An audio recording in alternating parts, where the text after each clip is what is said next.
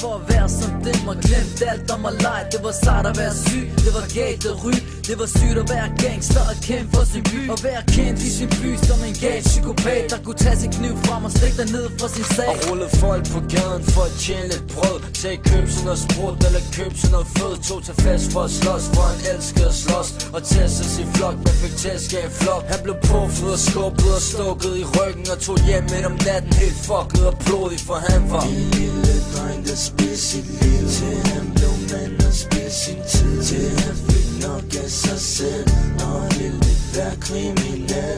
Du ved at du kan stoppe, hvis du har det ind i dig selv. Du ved at livet er andet end at være kriminel. Du ved at tiden går, du ved at klokken slår. Jeg ved det kommer, men det er kun dig der ved. Og som dagen gik, blev det værd for ham selv. Fra kriminel til spjældet, tilbage til kriminel. Men han blev ved og ved, og fra dag til dag gik han ned og ned. Og fra sag til sag blev han mere og mere fucking skør og gal. Og nu var det blevet for sent til at vende tilbage. Og han hørte ikke sin venner sige, han skulle vågne op. Og han hørte ikke sin mor, da hun sagde, han skulle stoppe. Og han forstod først, at livet var alt for kort. Da han lå i respirator, og han ikke kunne få luft. Hans mor og far sad